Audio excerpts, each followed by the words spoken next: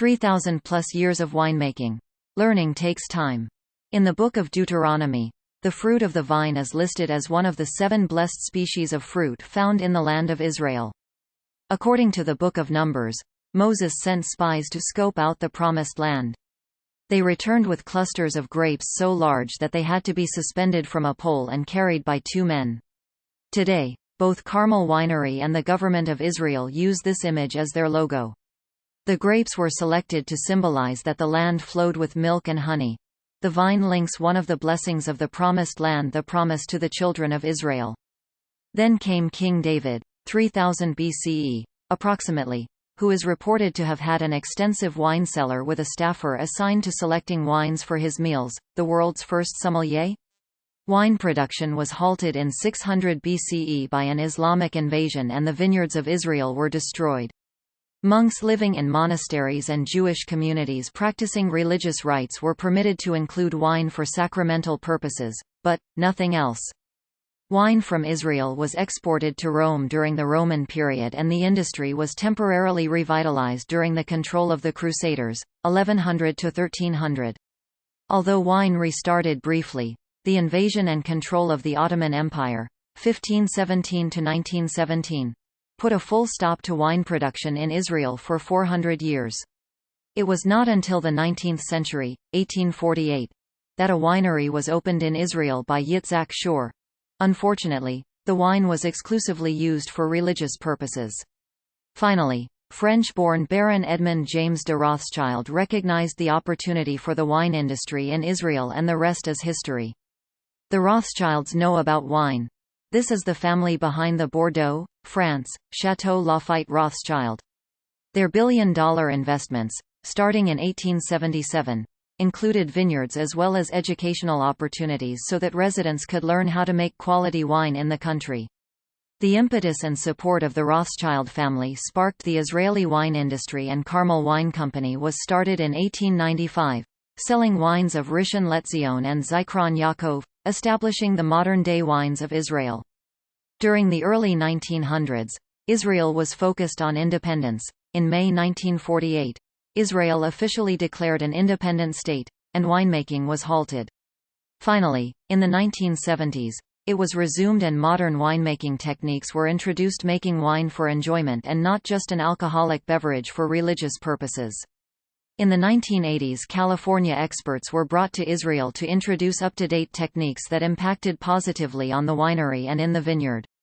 In the 2000s, Israeli wine became terroir-driven, making wine from single vineyards as well as identifying and separating characteristics from individual plots within a vineyard.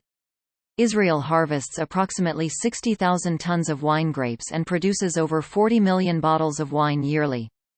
The industry supports 70+ commercial wineries, and the 10 largest wineries control over 90% of the production.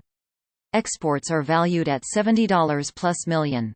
Over 55% of the exports head to the USA. Approximately 35% is directed to Europe and the remainder is shipped to the Far East. Attributes of Israel. Israel is an eastern Mediterranean country bordered by the Mediterranean Sea to the west and surrounded by Lebanon, Syria, Jordan, and Egypt to the north, west, and south. The land mass is approximately 7,992 square miles and stretches 263 miles from north to south, supporting a population of 8.5 million people. The mountain ranges include Mount Hermon, Golan Heights, Mount Meron in Upper Galilee, and the Dead Sea, the lowest point on Earth. The combination of sun, hills, and mountainous areas features soils of limestone, terra rossa, reddish, clay to silty soil with neutral pH conditions with good drainage characteristics, and volcanic tuff, creating a winemaking paradise. The fertile part of the country has a Mediterranean climate consisting of long hot dry summers and short cool rainy winters with snow occasionally appearing on the higher elevations, especially the Golan Heights, Upper Galilee and Judean Hills. The Negev Desert covers more than half the country and there are semi-arid areas. The major impact of the climate is the Mediterranean Sea with winds, rain, and humidity coming from the west. Rain in the winter is very limited, and because of rain shortages during the growing season, drip feed irrigation is essential. This technique was pioneered by the Israelis in the early 1960s and is now used throughout the world. In the vineyard, most vineyards planted in the last 25 years conform to a standard 1.5 meters between vines and 3 meters between rows. The usual vineyard density is 2,220 vines per hectare. There is a preference for mechanical harvesting, allowing a night harvest to be completed in a few hours, at the optimum time, and brought to the winery in the cool temperature of early morning. Canopy management is very important in a hot country, and it is necessary to reduce the vigor of the vines and protect the grapes from overexposure. Most vineyards are cordon spur pruned in a VSP vertical shoot position. Some older vineyards are planted in a goblet, bush vine format, and in the Judean Hills, some vineyards are planted in stone-lined terraces. The older vineyards may not need irrigation as the roots of the vines have dug deep into the stony soil over the years and receive the water required. These vines are hand-harvested. Wine Renaissance. Currently, Carmel is the largest winery in Israel, controls almost 50% of the local market, and is the third largest Israeli industrial company by sales volume. Dun & Bradstreet, Israel, with sales of $59.2 million and an annual growth rate of 5% plus or minus. Carmel produces almost 20 million bottles a year. The closest competitor is Barkhan Siegel Winery. Carmel had a humble beginning. The organization started in 1895 and exported wines to Poland, Austria, Great Britain, and the U.S. In 1902, Carmel Mizrahi was started in Palestine to market and distribute wines to the cities of the Ottoman Empire. By the end of the 19th century, Carmel wines were good enough to be presented at the International Exhibition of Berlin at a pavilion devoted to the industries of the Jewish colony in Palestine. Thousands visited the exhibition and had a sip of Carmel's Rishon LeZion wine. 1 year later, another exhibition was held in Hamburg where the settlers' wines were well received and Rishon LeZion won a gold medal at the Paris World's Fair, 1900. At the beginning of the 20th century, Carmel expanded its operation with branches in Damascus, Cairo, Beirut, Berlin, London, Warsaw, and Alexandria. Sales increased during the First World War. When the war ended, sales declined as the industry lost a major market in Russia. Military conflicts. In the U.S. it was the beginning of Prohibition, and in Egypt and the Middle East, it was the start of Arab nationalism. Once again, Israeli vineyards were uprooted and replanted with citrus trees. The Second World War jump-started the wine industry and waves of immigrants changed their drinking habits.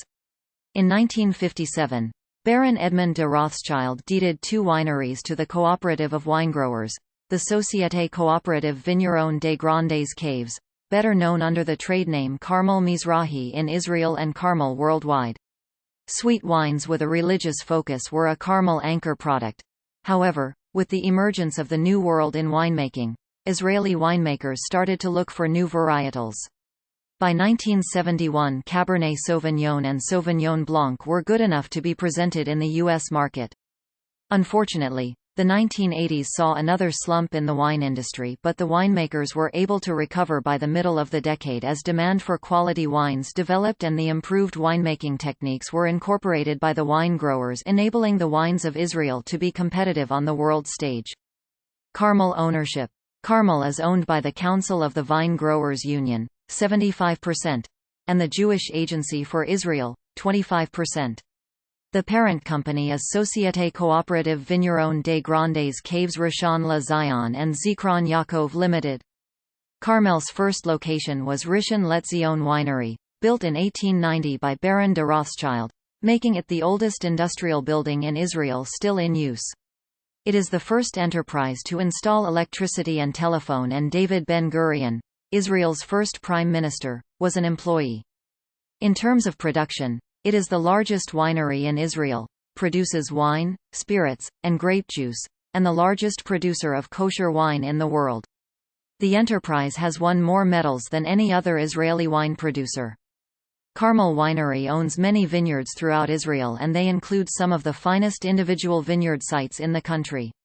An average Carmel harvest totals approximately 25,000 tons of grapes, just about 50% of Israel's total harvest. The wine growing areas are considered among the best because of their higher altitudes and cooler climates. Carmel. Taste of Israel. Carmel. 2020 appellation. Cabernet Sauvignon, Upper Galilee. Dry red wine. Kosher for Passover, Mevushal. Extended fermentation with skins. Aged in French oak barrels for 12 months. The wine is not fined and coarsely filtered prior to bottling. Natural sediment may appear during bottle maturation. The term kosher means pure. The target markets include Orthodox Jews who observe Jewish dietary laws. Kosher wines can be world-class, receive excellent scores and win international awards. The wines are produced using the same procedures as non-kosher wines. In terms of quality, the kosher designation is irrelevant. The Galilee is an administrative and wine region in northern Israel. Water into wine is a theme of the region based on the historical reference of a wedding at Cana, where Jesus turns water into wine. The soil types include free-draining gravels, limestone-based and mineral-rich volcanic basalt. The area is characterized by rocky elevations of over 450 meters, 1,500 feet. The cool elevations and relatively high rainfall in this area allows the grapes to retain their acidity and produce a wine that is fresh and vibrant. Notes: deep purple to the eye and hints of fresh blueberries delights the nose, along with cassis. The wine tastefully delivers ripe, rich fruit and intense flavor. Think Australian Shiraz, Chateauneuf du Pape. To the palate thanks to suggestions of pepper, spice, raspberry, fresh cherry, plums and leather. Delicious to sip during great conversations or pair with steaks, and meat sauce pasta. Farkish Gallery. Tel Aviv Jaffa. Copyright Dr. Eleanor Gerli. This copyright article, including photos, may not be reproduced without written permission from the author. More news about wine.